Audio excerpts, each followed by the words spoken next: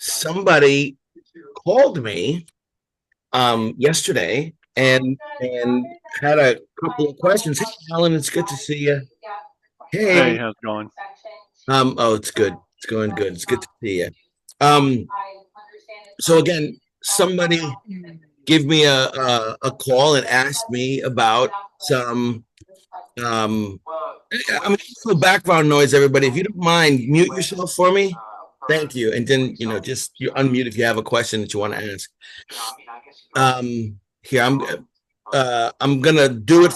I'm sorry, I'm doing it. Okay, I'm gonna mute you if you need to be. Thank you. So, how do you figure that out? You go to participants, and you look, and wherever you see the oscillating microphone, that's where it's coming from, and just let them know you're gonna mute them because people don't like to be muted. Okay.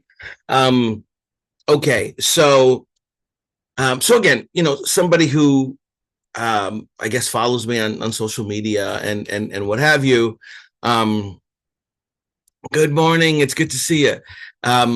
Gave me a call and said, "Hey, listen, I've been assigned a I've been assigned. Forgive me, I'm just changing somebody's name. I've been assigned a mortgage foreclosure case directly from the court. And hey, great problem to have, right? We all want to have the court assigning us, cases. By the way, how do you make that happen? The judge's GA. Yeah, Nelson's right. They're tough cases. That I got to tell you. That's why I thank you, Nelson, because you're right on the money. And What's the judge's GA? I'm sorry. The judicial assistant, the JA. Right. If there's a judge who you want to see if you can get on their list, contact their JA. And they're usually really very nice and they're very accommodating. They're busy, so be nice to them, obviously, right, everybody? Do you have to be a Florida bar member for that? You have to be a mediator, Okay. and I would tell you, just contact them and they'll let you know, their thoughts or what have you. Um, uh, I've always done it. When I've done it, it's been either a judge I've known or who's in my circuit or what have you. But I've been able to get on a few of the judges lists. Now that doesn't mean that you're on like a rotation or something of that sort. Oh, so Nelson said that let me see that I worked as a court attorney to the master foreclosure judge in Queens. So great, because what are the things that we need to kind of worry about is what are the things that we kind of have to go over? What are the things that we have to look at? What FYI, because they're tough mediations. Nelson is right about that. They are tough mediations. Um, and so anyway, with respect to reach out to judges if you want to get on some of their lists. Okay. Good morning. No worries, Haley. I'm glad you could make it. One of the law students from FAMU. Welcome. Reach out to judges. It's a county judges, circuit judges. It's a way to get on their lists. Yeah, so, great questions, everybody. So Don is saying, do you have to take a class on mortgage foreclosures? I believe that certain bar associations had a requirement. So, and then Nelson has some great comments. You need to know the area very well in order to resolve the cases. You need to know the ins and outs and what relief is available to the borrower. Well, I don't disagree. I think Nelson is right on the money. With that said, and I've done a lot of foreclosure mediations, it is few and far in between when you actually get to do some good work and somebody keeps their house. Let's be honest. First, and so, and let me answer Don's question as well. But and I'm no, they're not. They're not. But there's a lot of similarities. They're not the same, but there are a lot of similarities. But I want to answer Nelson's assertion that you need to know a lot You need to know a lot about every kind of case that you mediate. Let's be honest, or you should not be mediating them. But I think let's handle Don's question first, because it's actually there's a good reason for that as well. But before that, this case, she contacted me, this mediator attorney. It's not through a mortgage, a residential mortgage mediation program, right? Those, after the big wave, the court started getting involved, and they mandated that there should be a mortgage, a residential mortgage foreclosure program, FYI. And they were quite busy, and I was doing far too many of them at one point. They paid well, but there was a different price for the mediator to pay. Anyway, but those were coming directly, they were court ordered and coming directly from the mortgage foreclosure program. And there are protections within that program. This program, this mediator, right? She's contacted directly from the judge from the JA. She was assigned this case. So it's not going through the mortgage foreclosure program, right? And so I talked to her for a little bit, and afterward I started thinking about it, and there was just a lot of things that kind of worried me a little bit. That then I was like, you know what? Let me do. Hey, Arlene, and Leila, and everybody. Hey, good to see you. I love your hair. I like hair, you know. So, Thank you. So of course. And so I just thought to myself, you know what? Let's talk about this a little bit, right? By the way, now they don't have a lot of these, FYI, anymore, as much as they used to before. But do you need to be certified to do our foreclosure mediations? Let me again, participants, everyone mute yourself if you don't mind. If you have a question, just ask. Thank you. I appreciate it. Do you have to be certified? To Don's question, I got certified. But back then, this was, I don't know, 2009, 2000, remember when the wave, there were programs being offered all the time because trainers were, you know, they saw a good opportunity. And is anyone Nelson, are you trained as a mortgage foreclosure mediator in New York and Florida? No, you don't have to train in New York because they don't do them in New York. What do you mean? In New York, they have a mandated statutory settlement conference. Gotcha. That the court conducts, which is a total and absolute waste of time. Yeah. And doesn't settle any cases whatsoever. And what happens is the cases, the lawyers are paid to stall the foreclosure and keep the people in the houses, which they can do in New York because the rules are so borrower oriented, because the politicians don't want to throw anybody out of their house. And they let people never pay for like 20 years. You can live in a home and not pay in New York. Well, that's not Florida. Yeah, I understand that, because nobody in their right mind does that, because then you know, for various reasons. Well, but interestingly, and I've done a lot of these, most of those do not result in some kind of modification. With that said, I'm sorry, let me rephrase that. Most of them do not result in the mediator creating a mediated agreement, right? One. But in Florida, you were supposed to have taken that class, right? This individual, I don't believe, has taken that class. And there are different types of there's a residential, foreclosure, obviously, with someone's homestead or what have you. Let me see what Don just said. Item options, sign up for our pricing, $50, right? Residential mortgage foreclosure mediation training course. The Orange County Bar Association presents. Wow, you're a speaker. Okay, that's not what this one was. I was like, whoa, look You're at a this speaker one. on this one and this video, I guess. So what this was, actually, this is what I told her to go watch. And so when this was 2000 and this was a couple of years ago, a few years ago, right? 2, 3 years ago. And yes, I was a speaker. They said they wanted me to, I mediate for this residential mortgage foreclosure program. I thought this was the way it sounds. It sounds like, oh, you can get certified. Just a residential foreclosure mediation program, mediator training course. It sounds like you can get certified. No, that was it was just it's an hour that we gave, and it was for CLE and CME, and it was going over all of the things that a mediator needs to be familiar with. Thank you for looking that up. I appreciate it.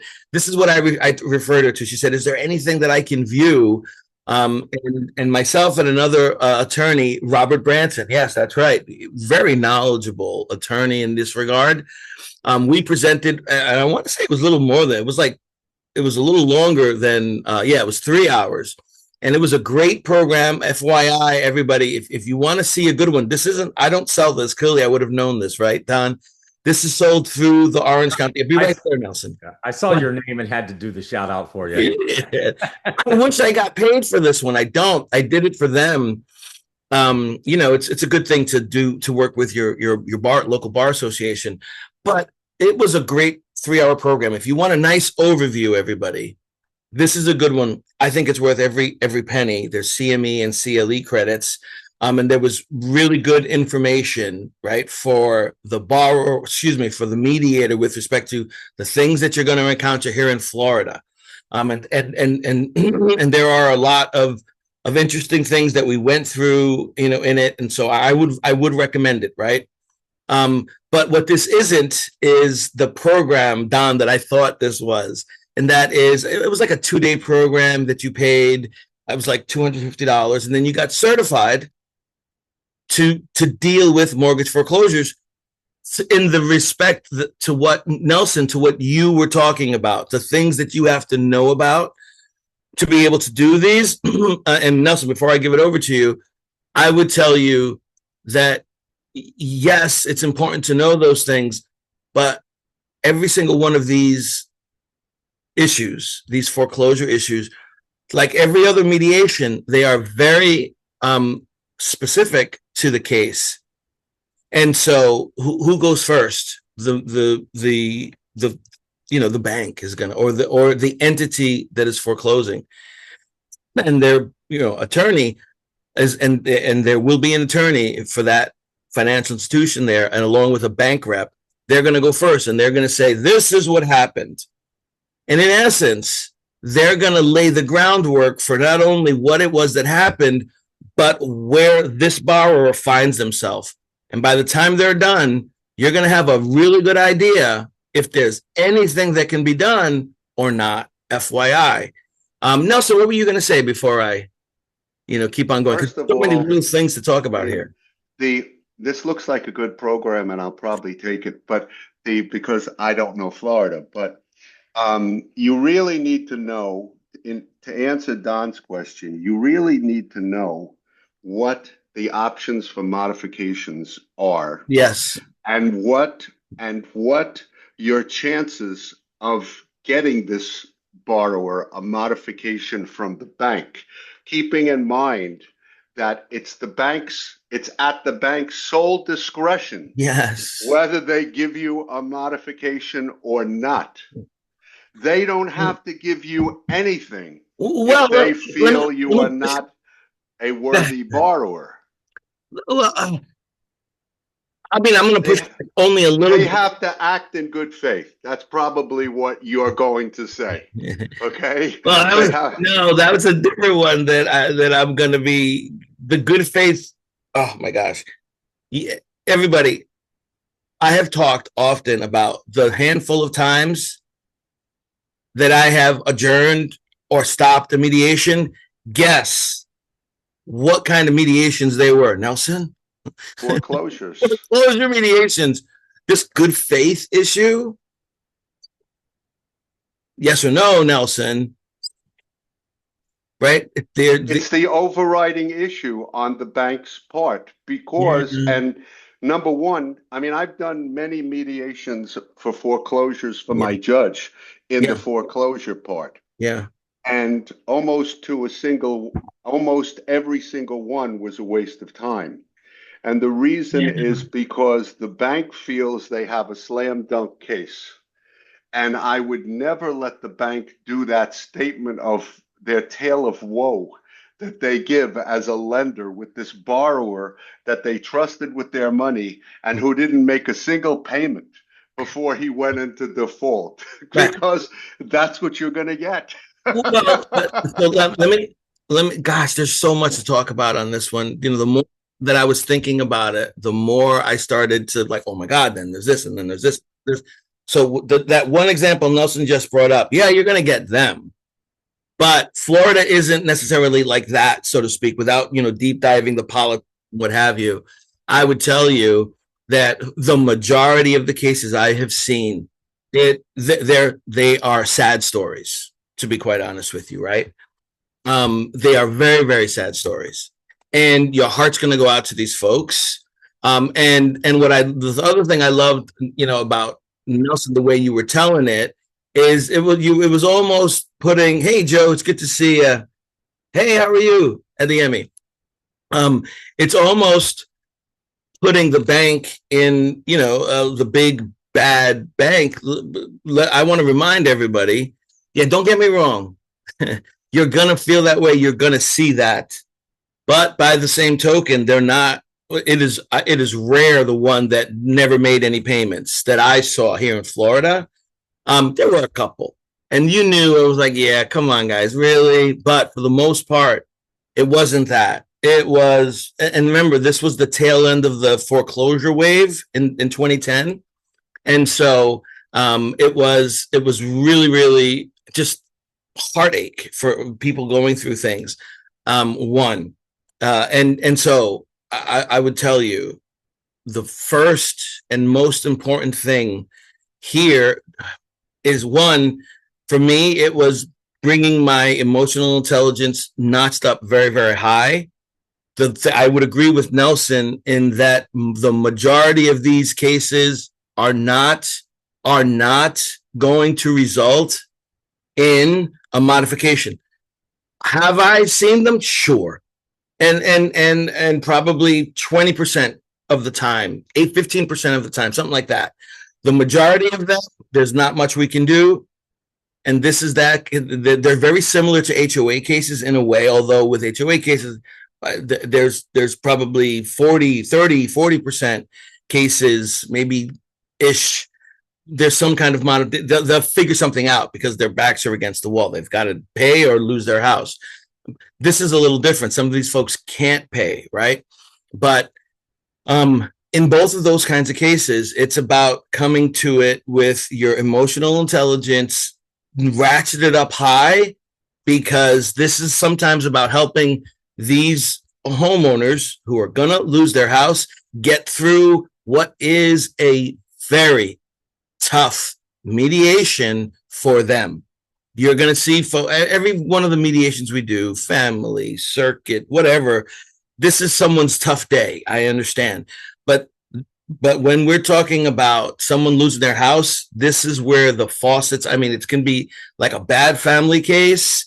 So imagine any one of a number of reasons have culminated to someone is losing their house, and here they are now in front of you. And they're often enough a pro se, unrepresented party, potential big bad bank, and their attorney who knows what they're doing. They do this on a regular basis.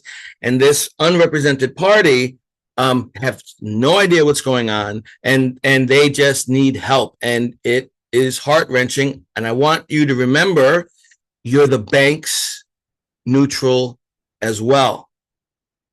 And barring, now I have, you know, Nelson's talking about good faith.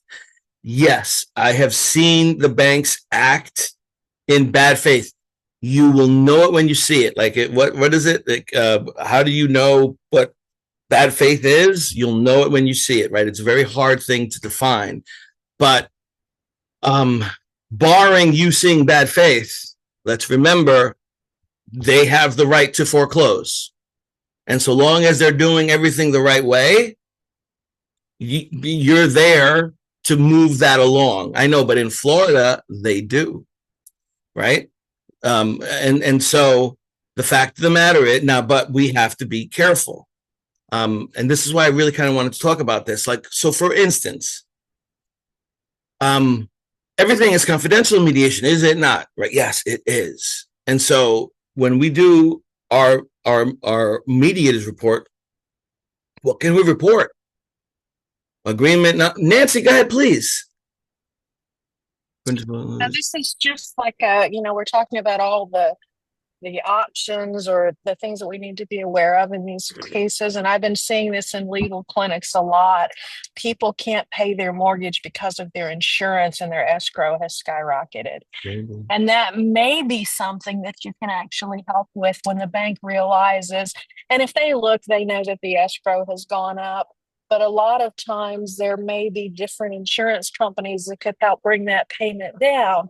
As a general rule, the bank does not want your house because they really like cash. They want money. And if you can find a way to help the lender get what they want, which is money, and help the homeowner stay in their home by maybe helping them find insurance, that can produce some good results. It doesn't necessarily solve it at mediation, but if as part of an agreement, you can work on buying some time to get some insurance and then encouraging people to shop for insurance, because there are actually, if you know where to look, decent deals on insurance in Florida. So I'm working with a lady right now from a legal clinic where we are trying to get some repairs made to the house so that we can get her better insurance. And so sometimes the questions that you need to ask are not going to be obvious at all and have I love that. legal ins and outs of mortgage foreclosure and actually developing an understanding of the problem. Because a lot of the things we're seeing now are just insurance costs, and your mortgage will go from $800 to $1,200 a month because your escrow has gone up. So wow. That's a question we really need to look at and develop an understanding of. I'm really happy that you said that, and I'll tell you why. I haven't. This is a mortgage foreclosure case that you're talking about, that you're working on, or is it related to families? Yes, it is. It is a mortgage foreclosure. The lady is. Oh, you're breaking up a little bit. Try to find a way to keep. We're looking to try to find a way to keep her in her house. We talked with the lender, and they're like, well, the escrow is what it is. And it's like, yeah, but if we can get different insurance, are you willing to help us with a forbearance program or something? And they're like, well, we'll think about it. So the fact is that when you sometimes have to find different problems than what you think you're looking at. Don't hesitate to really analyze the loan. Yes, I could not agree with you more. But so you are the defense attorney, yes? I know. I'm actually I'm not really a defense attorney. I'm not formally participating in this case. It's a matter of, I ran into it at a legal clinic. She's facing foreclosure, and we're trying to avoid that. And the avoidance is find a way to get better insurance, because the problem is not her income. Yeah. The problem is that her insurance skyrocketed and now she can't afford the mortgage. So I'm so happy that Nancy is saying this, and let me tell you why. And Nancy, great job, by the way. Great insight too, because the insurance issues, those have been becoming a problem as of late, right? In the last few years. So this wasn't a huge issue. This didn't come up a lot in my foreclosure mediations, not this aspect of it. And so what's great about this, everybody, is this is an option to understand, to recognize, and to be able to talk to if that's what's going on. A lot of times, not a lot of times, every single time, there's a different reason why they find themselves in this situation, right? And so every situation is going to be a little different. They lost a job, someone got sick, what have you. But in this instance, right, their escrow has gone up far too much. They can't afford it anymore. If they can find an alternative to bring that back down, they may then very well be able to afford the mortgage again. This family is lucky to have you there, FYI, because typically when folks come in, a lot of times they don't have attorneys. They don't have the ability for somebody to help them like you guys are helping them. Now the mediator, if the mediator is hears, well, my mortgage didn't go up, but the escrow payments have gone up. So just having heard what Nancy is saying, now you're able to shift, but that issue is not going to be fixed at mediation, right? But if you can identify that that's the issue, then the question becomes, gosh, there's so many things to talk about just on this one little thing alone. Think about this, right? Sometimes what happens in mediation is the place where miscommunication is dispelled, right? Where we figure out, oh, this is what's happening, and more time is needed one way or another. Or the parties now, sometimes these mortgage mediations end with the parties there's an impasse, but the parties have a plan of action, right? And this sounds like it falls into a potential plan of action, because imagine if the party is lucky enough that this issue is uncovered and the light is shined on this issue, and the mediator recognized it, and how wonderful that somebody attended here, heard this, and it could be something else, but heard this one and pointed to it, and then got everyone thinking about it. FYI, that is one of the important things in a foreclosure mediation, is that the mediator can help the parties focus on something, see that maybe there's something that can be done here, and help them figure out how to move this forward. It has been rare that I have actually, I think one or two, I've done hundreds of these, one or two of them, we actually got an agreement done during mediation.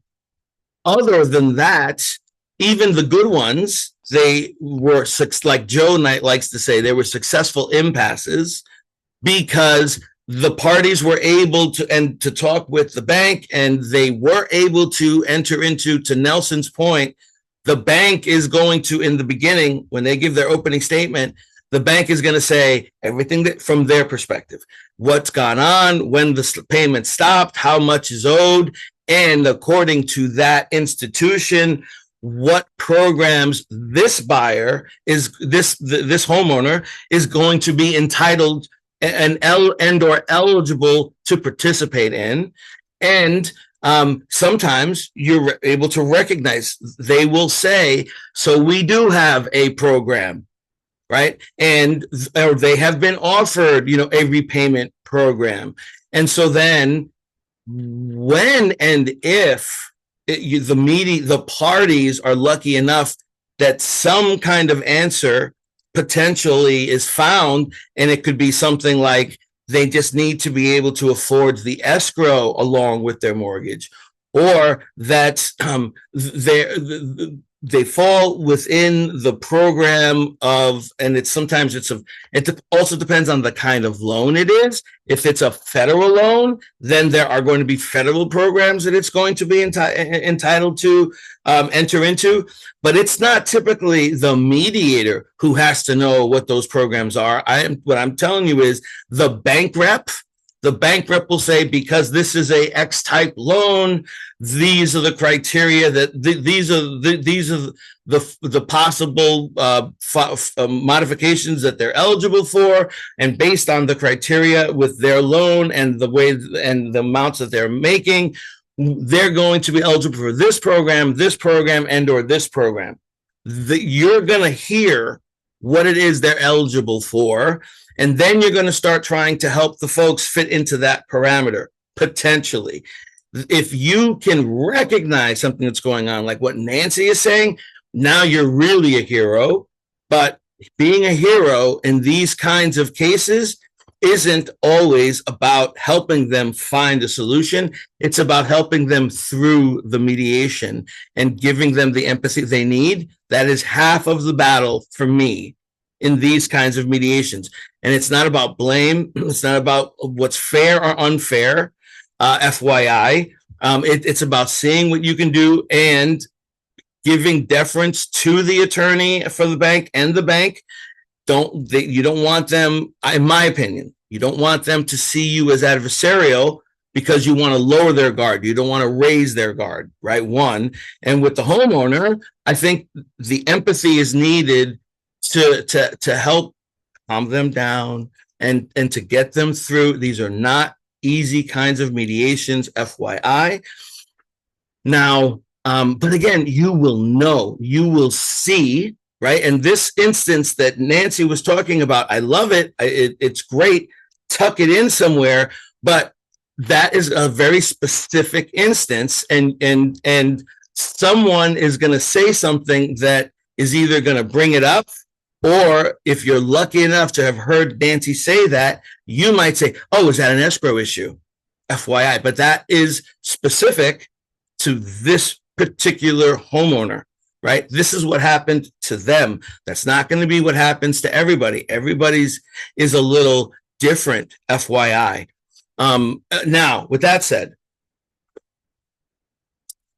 when the mediation starts off, by the way, and forgive me, everyone, I haven't been reading the comments because, look, it's already 9:33, and like my mind is racing, by the way, because there's so much, actually, now that I'm seeing to talk about this. Before the mediation even begins, before the mediator gives their opening statement, the administrator would walk in. And once you knew that you had everybody, right, you want to check and make sure that everybody is who they're supposed to be. The attorney, I'm not worried about that. Counsel for the bank, they'll tell you. But the bank should have given notice of who the representative is, who has full settlement authority. We're not going to really go down that one, and who is supposed to be there. So you need to make sure that you have the right parties, and likewise, you want to make sure you have the right homeowner and what have you, right? Especially with pro ses, unrepresented parties. It is great if they have an attorney. More often than not, they don't have an attorney. It's a tougher mediation, FYI, right? But regardless, one, you got to make sure that you have the right parties. And so the administrator would come in and I would give them the attendance sheet. And I took everybody, I made sure everybody was who they was and are supposed to be.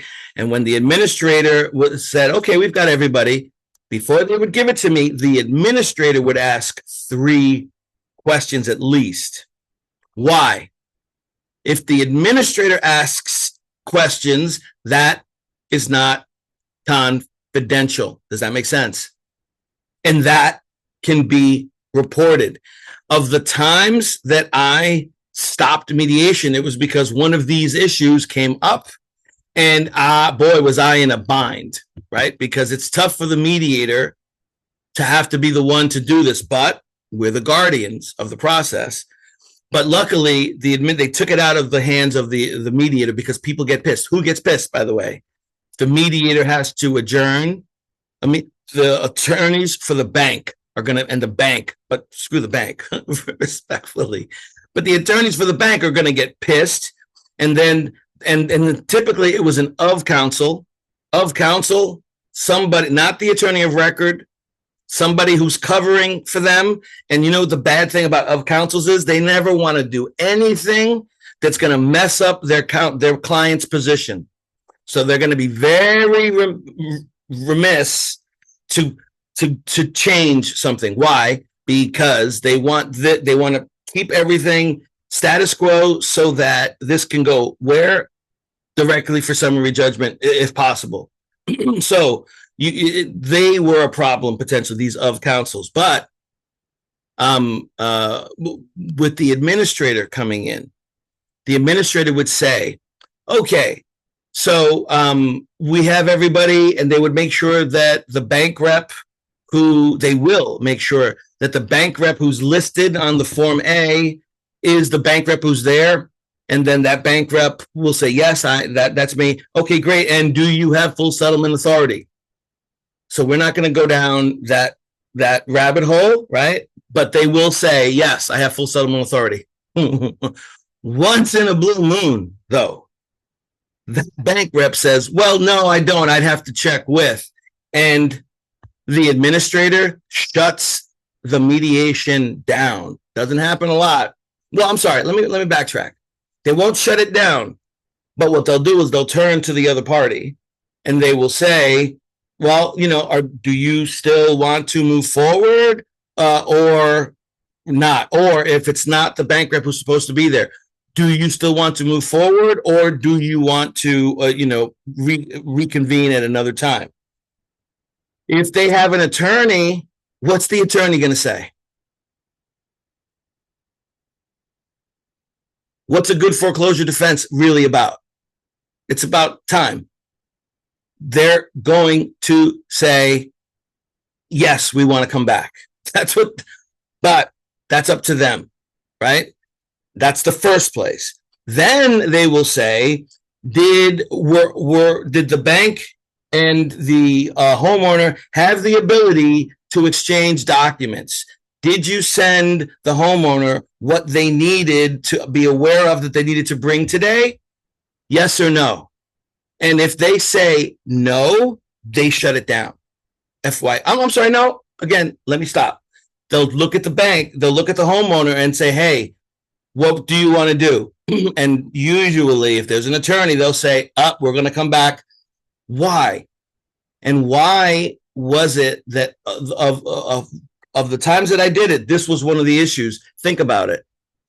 If you're trying to get back to what Nelson was saying, right? If you're trying to get a modification, you're going to have to bring proof of certain things. What was Nancy talking about, right? What proof do you need to show that you're going to be able to pay this mortgage? There's a lot of documentation, right? And that documentation goes stale. And it's typically like 3 months worth of documentation. So a lot of times we would get in there and the homeowner wasn't informed of the documentation that they need to bring to be able to show potentially that they can stay in the home. And of counsel would say, sorry, impasse. That is not good faith. If they weren't given notice of what they need and time to supply those documents, that is not good faith. And I would call it for that. And I'd have to pay the piper for that because then they would call the administrator. So now, remember, I have said when in Rome, mediate the way your Roman administrator would have you mediate. Now that has been taken off of my plate. I no longer have to worry about that issue. Trust me, that's huge. Okay. It's a lot that the mediator doesn't have to worry about with that alone. I have done that to several mediations. Now I don't have to worry. But this mediator who called me the other day, this is a private case coming to her directly from the court. She is going to need to worry about that. Is she not? Yeah.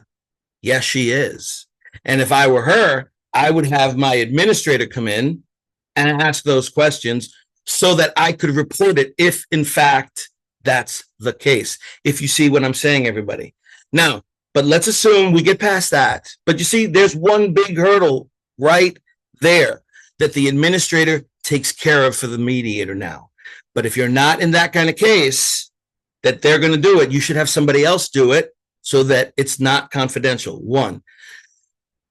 Secondly, something else happens in the mediation. And there can be any one of a number of other issues. You'll know it if and when you see it. Something is, you're like, oh, this doesn't seem like good faith. These folks need an attorney or what have you. I'm sorry. Here's the other thing. If you have unrepresented parties, what are we always saying? Well, what are we always a broken record about? You have the ability to speak to someone. Hey, this is something you might want to talk to somebody about.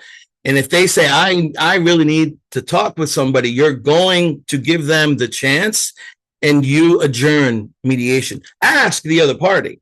And they should say, yes, we can continue, we can come back. But if it rises to that level, you can adjourn it to give them the opportunity to speak to somebody, right? Now, that's in and of itself, we have to do that as mediators. Now you're going to go into other nuances. You'll know it if you see it. But if something starts screaming at you and you're worried, and this is not a private case, and you have an administrator, you go to your administrator. You let your administrator know what your concerns are, and you tell them, this is what I would do. What would you like me to do? And whatever they tell you to do, that's what you do. Why do I say that? Barring some ethical issue that you're going to hear me and I'm going to be like that little angel on your shoulder saying, oh no, you better adjourn this one. Barring, and that, so it's got to rise to a high bar. Barring that, it's the administrator who administers the program. It's the administrator who has to answer for that program. It's their call, right? So you tell them what your concerns are, and then you take your marching orders from them. With that said, if this case that this mediator called me about, that's not that. She's the administrator, so to speak. So now it's firmly in you're the one who has to figure this one out. And that's why these can be kind of tough, because you're going to find yourself in a real tough place. I was in one in which there was an old individual, and they seemed to me vulnerable. And so I had to wrestle with, do I have to report this one? And I didn't ultimately. Because I did think it was more business than it was. But the thing that makes you go there is this is inherently horrible situation for folks, and it's going to be tough. And they will blame you. Yeah, it's tough too. I'm sorry. That's the only, it was so short that I could see it. They will blame you. That empathy that you bring to it helps overcome that issue, by the way, because you're listening. That's all you can do sometimes with these folks, by the way. Yeah, they will grieve. Well, I've never been grieved from one of these. Why? Because I see what they're going through.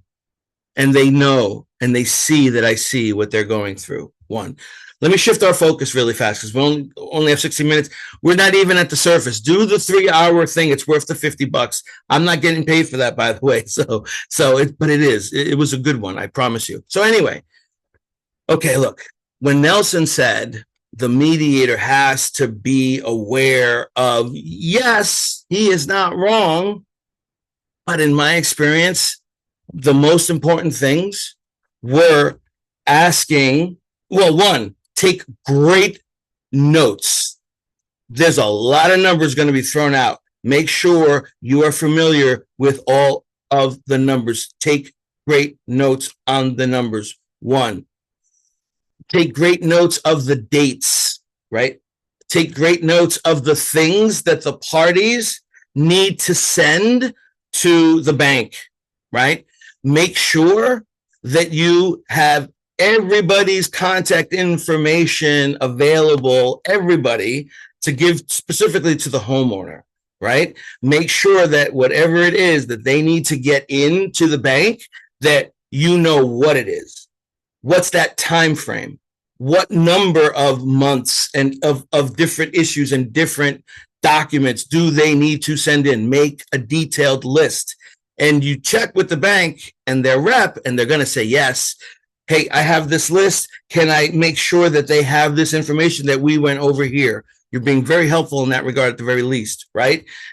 Sometimes our job, that's not an agreement, but it is making sure that, especially if it is an unrepresented party, that they know, because you have been keeping a very good detailed list of everything that's going on. One. But that's if there's something that can be done. Let's shift to, a lot of times there's nothing that can be done. To Nelson's point, right? At the very least, the mediator needs to be able to ask and to walk the parties through what are the foreclosure mitigation options, if any, in this case. And what are mortgage foreclosure mitigation options? Is there cash for keys? Will they do cash for keys, right? And if they're going to do cash for keys, right, there's requirements for interest, for instance, right? There are requirements for this. The house has to be listed for sale for a little bit of time first before they'll do it. But ask the question, and who are you asking? You're asking the parties, but you're asking the bank, right? And like Nelson said, each of the different banks, they have different criteria. They're not all the same. What else is another mitigation, mortgage foreclosure mitigation option? Deed in lieu of foreclosure. That's a really good one, right? And when Nancy said they just want money, they also don't want to waste money, FYI, right? And so you're going to ask them, is deed in lieu an option? And then if any of those are an option, if the party is going to be getting out, you want to go over the specifics. By when? What are the time frames? Everything is time sensitive in a foreclosure mediation. Be aware of that. And so we have to be very, very, very detailed. I think oh my God, 36 comments. Wow. Thank you, everybody. Everybody go through these comments. These are great comments, but I just thought I saw something that Diana said. Will the bank be willing to drop its pass-through charges, et cetera, in order to reach an agreement? Look, clearly this is one. Do that 3-hour course, because these things are going.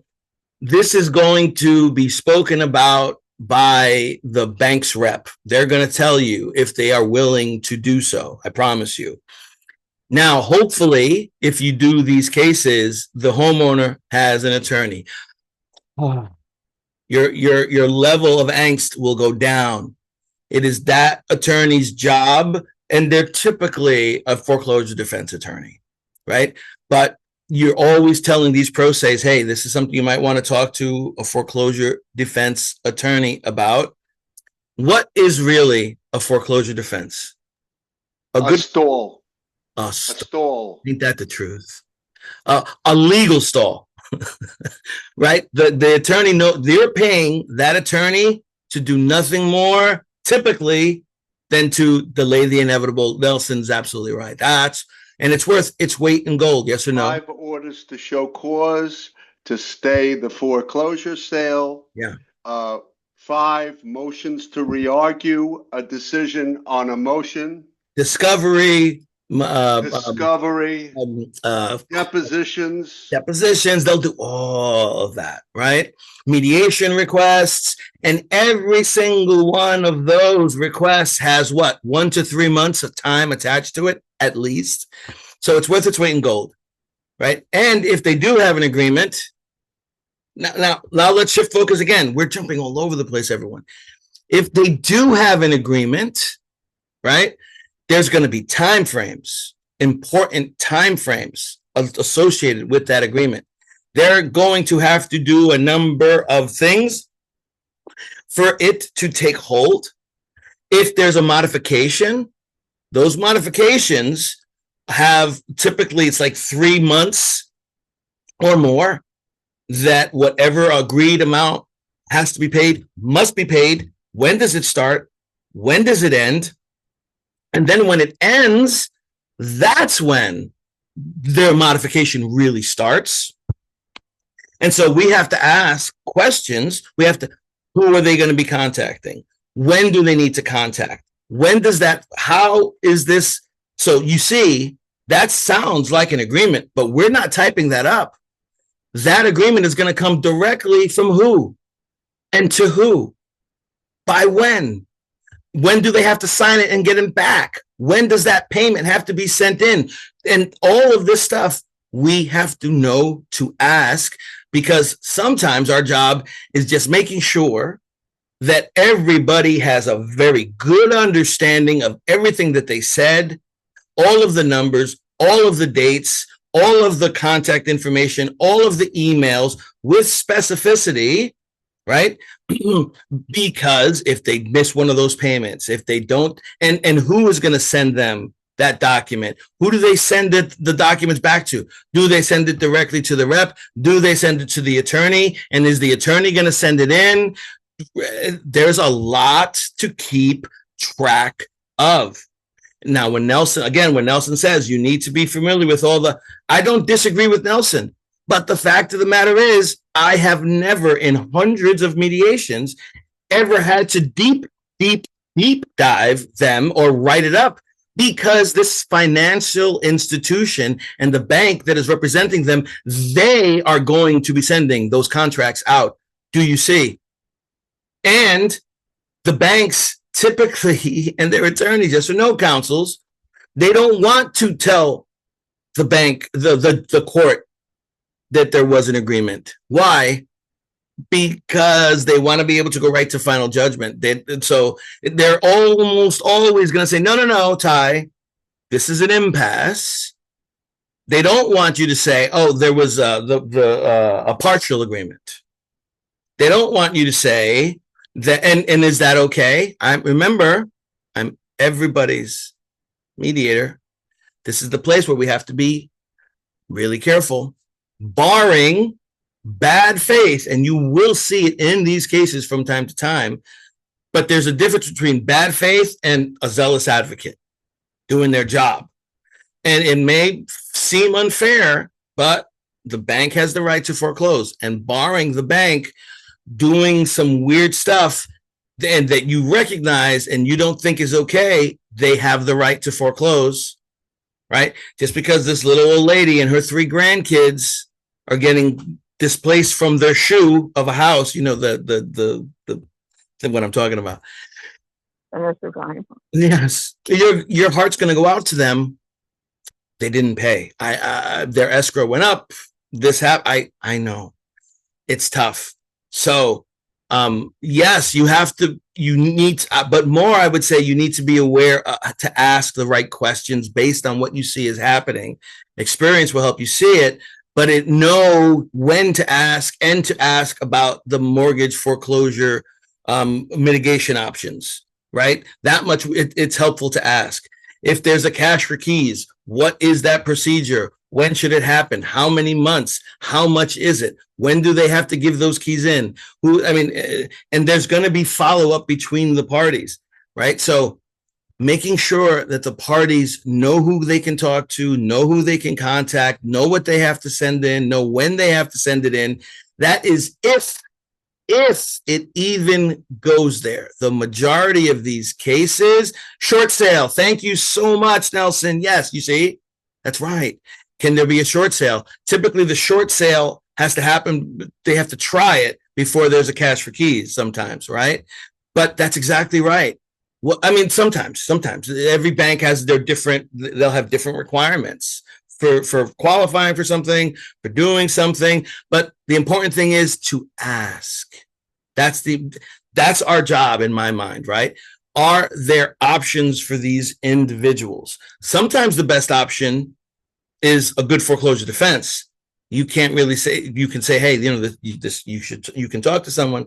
This is something you should talk to about with somebody, FYI, right? But we have to, we have to refrain from letting your human heartstrings push you over the edge, right?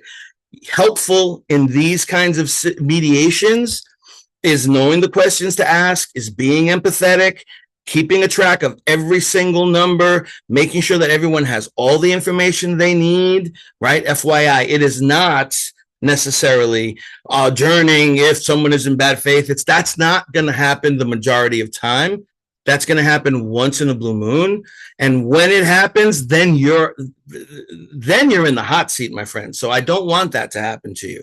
I want you to be in the situation where you're keeping a track of all of these moving parts. And if you're able to help them start to figure out an insurance issue, wonderful. A modification issue, great.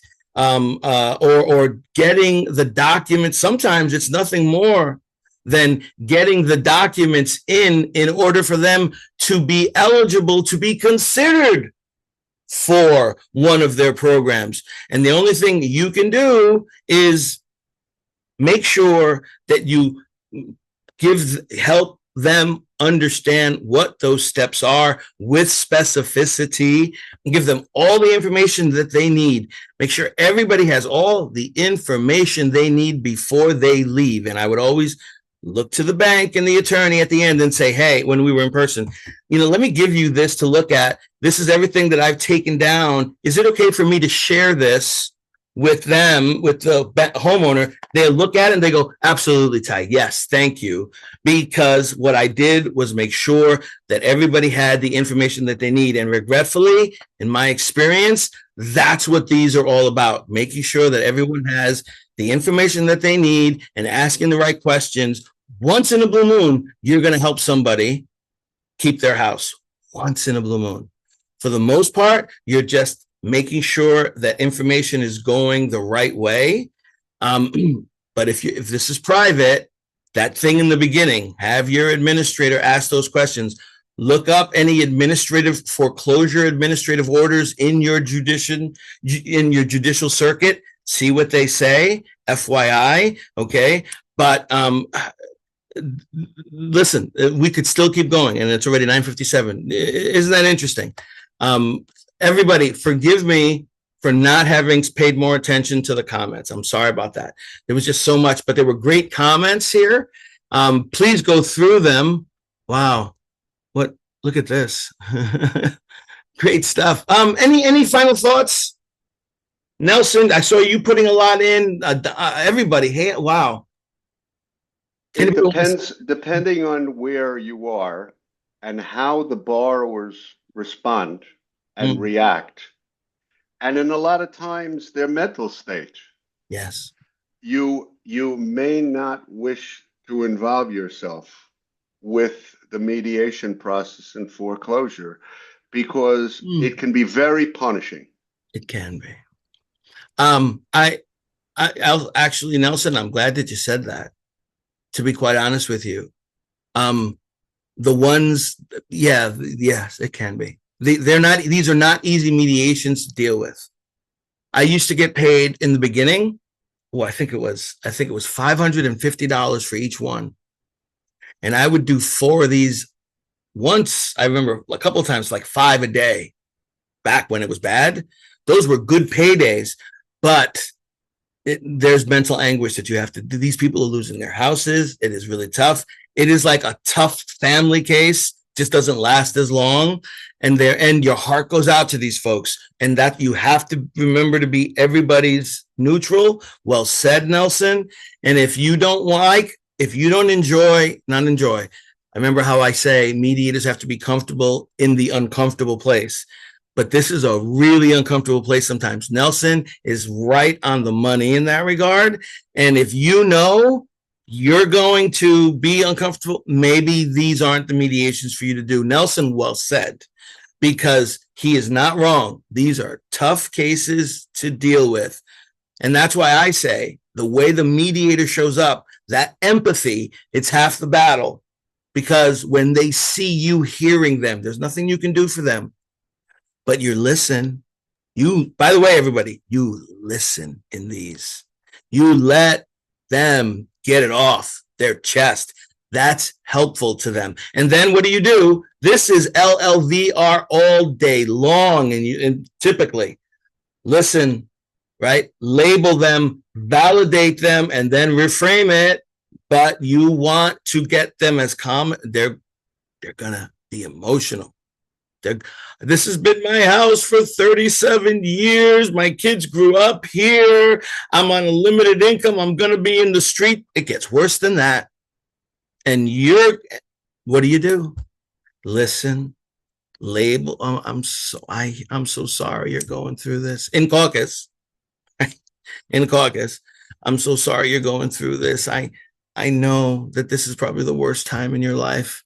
And I know it seems like there's nothing that you can do, but remember, you can please speak to someone if you can, but at the very least, I know once you get through this, hopefully the future has some, what can you say?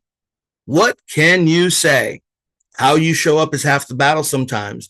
And I have had the majority of those kinds of cases at the end, they're losing their house, but they'll still thank me for helping them and for listening, for being empathetic. That is huge for mediators in this kind of case. And if that stuff bothers you, just don't do these. I'm with Nelson. Don't.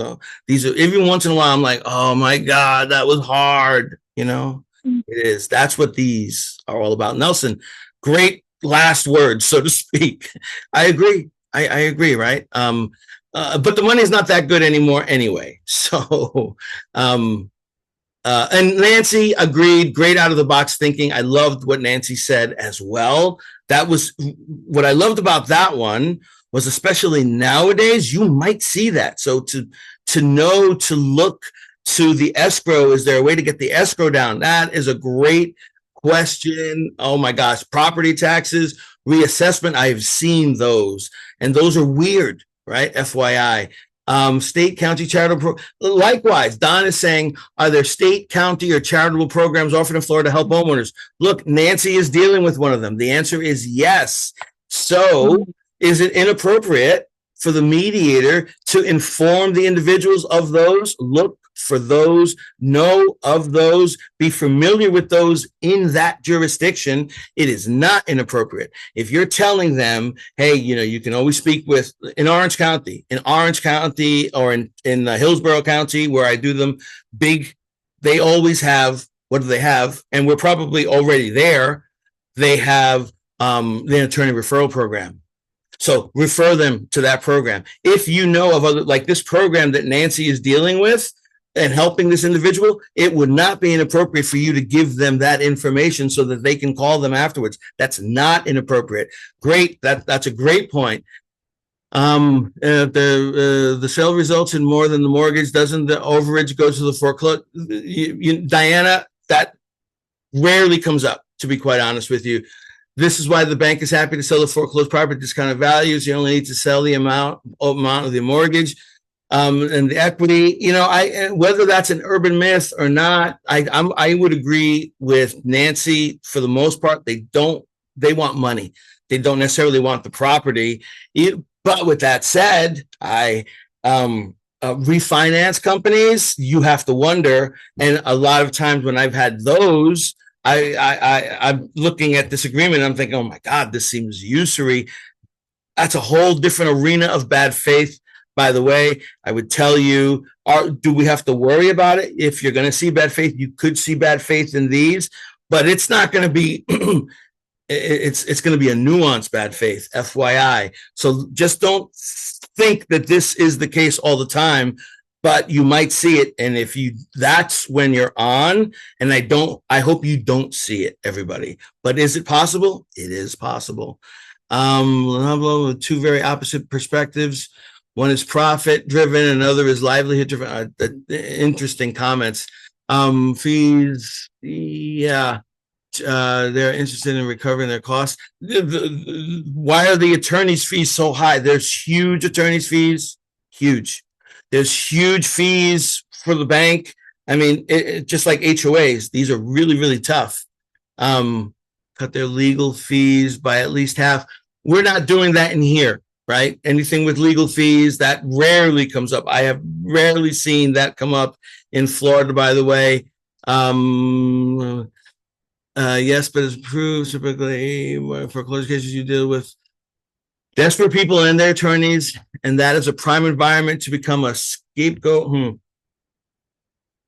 They will, so they will blame you, they will contact you, they will grieve you.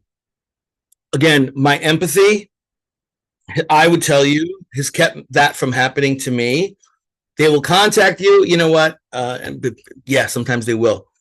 At the end, though, so I would always say when we were in person, hey, by the way, you know, if I see you, we can't talk about the case. Now that we're virtual, I don't typically. If someone contacts you, and that can happen, let's be honest, you let them talk for about a minute, and then you jump in at the appropriate time and say, hi, you know, respectfully, I'm really not able to keep talking about this case since we've already mediated. But, you know, have you please contact an attorney. So just Let them talk for a minute, and then I can't talk to you anymore, FYI. If they grieve you, listen, you're not going to get grieved often.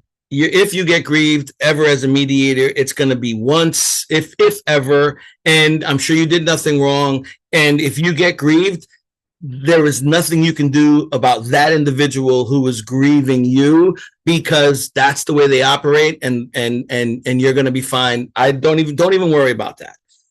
If it happens, worry about it then. Call me, but you're going to be fine. Trust me. If not a member of the Orlando Bar, can you assist a non-member in buying your client? By the way, that's open to anybody. I don't think you have to be a member of the bar. Do you? Did it say you have to be a member of the? No, it doesn't. And Yeah, they let you pay for Yeah, it even if you're not a member. Yeah, I think they do. That's exactly right. A lot to keep track of. That is where the AI companion can help the mediator. Oh man, Don, I've been thinking about that, by the way, lately.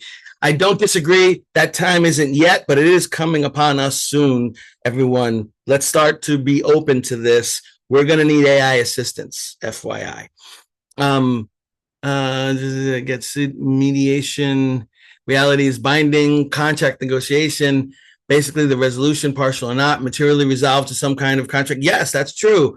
The bank's legal standing, partial is no good, not a clean cut, and no need for further complicate. That's right. They don't want to do that, especially the of counsels. They want to keep their client happy. So they don't want to come to partial agreements. A partial agreement is going to complicate the crap out of that case, and they want to keep it nice and simple so that it can go to judgment, final judgment, summary judgment. That's what, and mostly they do. Let's just be honest, right? Some borrowers claim sovereign immunity from government. Yeah, good luck to them. Let's see if that works. It's not going to work, right? Can you pay the course without? Yeah, you can. People's husbands died. They can't pay. Yeah, man. The reasons are so tough, and you're going to hear them, right? You say the money is not good. What is the money for foreclosure mediations? So, not that it wasn't good, but it used to. So imagine a day fresh out of law school, and I was getting $550, and I would do 3 or 4 of these. That was a good day for me back then, financially. That was a tough day for me mentally as a mediator, and tough day for everybody who was losing their house. Now, oh my gosh, they pay to do these through the court-ordered program, $150. It's not a lot of money, but they are not long mediations, FYI. Yes or no? These mediations, they're long when you're finding solutions. They're working through it, but other than that, they can be half hour. They can be 40 minutes. They can be an hour. They're rarely, and I think they give you 2 hours to mediate these. I would go longer if I needed to, but you typically do not need to. The chances are they're losing the house. It's a greater than not, FYI. Bank lender would take an equity position, or the consultant business venture take an equity position. When you're going to see that sometimes, but a lot of times with these refinancing third-party companies, those are tough ones, FYI. Usually it's a bank, and they have their bank rep, and that's not an issue, but you will see some of that weird stuff come on from time to time. Willing to drop its pass-through charges? Typically, no. Win-win investor. Ty, can you repeat your listen labeling? Right? Emotions. We have to deal with emotions in mediation. What's the acronym is LLVR. It's listen, label, validate, reframe. Right? Get them calm. If they're emotional, you listen. And this is an easy one. I know that you're upset because you're losing your house. This is the worst day for you. Oh my gosh. Right? So you labeled, you're upset. My gosh, you're in such a state. I know. But what you're doing is that empathy. When you validate them, they see that you see them. It helps them because they see that you feel their pain. Nothing more. That's the point here, FYI, right? Yes, we have immunity. We have immunity. And if it's court ordered, right off the bat, right? as per Chapter 44. The only thing that you're not protected from is what? Some kind of negligence on your part, or if you do something you're not supposed to do. Other than that, we have immunity just like a They judge. can still grieve you. Oh, they can still grieve you, but I'm not worried about that. Why? Because if they grieve you, they're losing their house, and what they're doing is lashing out, and they're seeing you as part of the problem. So if you're an SOB of a mediator and you're like, well, listen, sorry, nothing we can do, everybody. So thank you for coming today, and I guess we're done. You're going to treat them like a number. They're going to lash out at everybody they can. But if of all the people who they're not getting good treatment from, if the mediator is empathetic, I have never had anyone get mad at me. And I'm sorry, that's not true. One lady got mad at me, but it's because she got mad at me because I'm in mediation. And sometimes, anyway, I'm in mediation and we're starting to mediate, and there's a knock on the door. I go to the door, there's the administrator, and I'm going to leave you guys all with this. There's the administrator with an attorney and a party. And in my head, I'm like, who the hell is this? You know? And they're like, can we talk to you? And so I go outside. This lady had a mechanics lien on this house because that SOB borrowed money from me and he didn't pay me back. And I gave him money to do X, Y, and Z. I forget what it was. So she put a mechanics lien. Now, can they come into the mediation? No. Are they a party in interest? Yes. So what did I do? I put them in another room. I gave them an opening statement and I let them know. And luckily they had an attorney and counsel was on point. You know, as a matter of fact, he was very helpful. And he'd done this one before. It's the first time I'd ever seen it. He said, listen, we're going to stay here. Okay. And there's probably nothing that we can do. The only way that your interest vests is if the house does foreclose. If they modify, there's nothing you can do. Right. And so, but we're here. And so I went in and I let them know who they were, but it had nothing to do with whether or not they could modify. And then actually they were working on modifying. They did work on a modification that took place after mediation. It was a successful impasse. And then I had to go in and I had to listen, I'm so sorry, but you know, they're successfully modifying. That's all I can tell you. What? She got pissed at me. Counsel calmed her down, and then I was still empathetic. And at the end, she said, well, all right, maybe there's nothing you can do for me, but can you do me one favor? And I said, well, what's that, ma'am? And she said, can you go tell that son of a bitch to kiss my ass? I said, what do you say? Say, ma'am, I understand. I will express your position as best I can. Fuck you. Yeah. And she just left. She's the only one who ever got mad at me, right? Everybody else, no one else has gotten mad at me. Why? Because I listened, right? So don't worry about it. But if they do, they were going to do it anyway. And I wouldn't worry. That's not going anywhere because you did your job, right? Okay, everybody. Listen, thank you so much. Great comments, great buy-in. And if you want to do a nice deep dive, do that 3-hour course. It was a really great course, as I recall. I think it'd be well worth the time. There's CLEs and there's CMEs to it as well. Okay, great job, everybody. Thank you for everybody for making this one a good one. By the way, it really, really was. And there's so much more. Oh my gosh! So, great job, everyone. Great comments, Nelson, and likewise, Nancy, I really appreciate it. Ian, everybody, Don, thank you for putting up the thing. Everybody go see it. Have a wonderful, wonderful, wonderful week of mediations, my friend. And by the way, soon I'm going to be alternating soon, like within the next month or two. It's going to be every other Saturday and every other Tuesday, right? Because everybody can't come on Saturday. So we're going to do Tuesdays from 12 to 1. Within the next month or two, right? It's going to be every other Saturday. So great job. I will see you all soon. Have a great, great, great, great week. And thank you for being an amazing community. I'll see you soon, my friends. Bye-bye. Is there a Tuesday?